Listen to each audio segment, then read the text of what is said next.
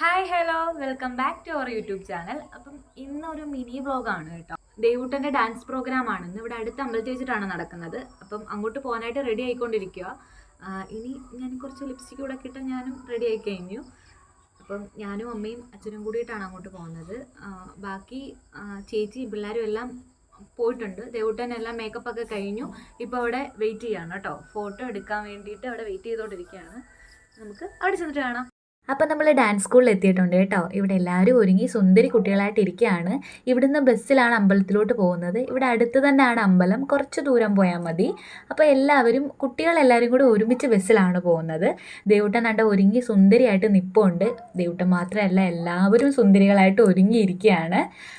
ദേവൂട്ടൻ എന്ന് പറയുമ്പോൾ എല്ലാവരും വിചാരിക്കും ബോയ് ആണെന്ന്, പക്ഷേ ഗേളാണ്. പണ്ട് തൊട്ടേ വിളിച്ച് ശീലമുള്ളത് കൊണ്ടാണ് കേട്ടോ ദേവൂട്ടൻ എന്ന് തന്നെ പറയുന്നത്.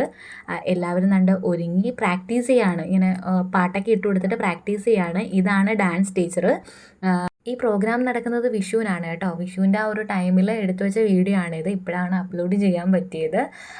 അങ്ങനെ അരങ്ങേറ്റം കഴിഞ്ഞ മന്തിലായിരുന്നു. അതെല്ലാം കഴിഞ്ഞതിന് ശേഷം വിഷുവിന് നമ്മൾ പ്രോഗ്രാം അവതരിപ്പിക്കാൻ വേണ്ടിയിട്ട് നമുക്ക് അടുത്ത അമ്പലത്തിൽ ഉത്സവത്തിന് അവസരം കിട്ടിയപ്പോൾ അങ്ങനെ റെഡി ആയതാണ് നമ്മൾ ഇതിന് വേണ്ടിയിട്ട്. അങ്ങനെ അതിന് ശേഷം പ്രോഗ്രാമൊക്കെ നല്ല ഭംഗിയായിട്ട് നടന്നു. പിന്നെ നമ്മൾ കുറച്ച് നേരം അവിടെ നിന്ന് അവിടുത്തെ പ്രോഗ്രാമും കാര്യങ്ങളൊക്കെ കണ്ടു. വാഹനഘോഷയാത്രയും ഒക്കെ ഉണ്ടായിരുന്നു. അമ്പലത്തിൽ ഉത്സവം ആയതുകൊണ്ട് തന്നെ 2 ദിവസം കൂടെ കഴിഞ്ഞാൽ അമ്പലത്തിൽ ഉത്സവമാണ്.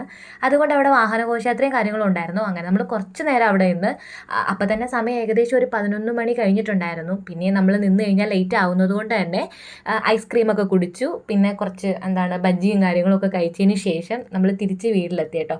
ഈ മേക്കപ്പ് റിമൂവ് ചെയ്യുക എന്ന് പറഞ്ഞാൽ തന്നെ ഏറ്റവും വലിയ ടാസ്ക്കാണ്. കുട്ടികൾക്ക് കൂടുതലും ഈ കുറേ നേരം, അതായത് ഒരു ടൈം ആകുമ്പോൾ തന്നെ അവർ വല്ലാതെ കുഴയും. എങ്ങനെയെങ്കിലും മേക്കപ്പും ഡ്രസ്സും എല്ലാം റിമൂവ് ചെയ്താൽ മതി എന്നാണ് അവർ ചിന്തിക്കുന്നത്. അങ്ങനെ നമ്മൾ വീട്ടിലെത്തി പയ്യെ മേക്കപ്പും കാര്യങ്ങളൊക്കെ റിമൂവ് ചെയ്തു. അപ്പോൾ നമുക്ക് നെക്സ്റ്റ് വീഡിയോയിൽ കാണാം. Bye bye.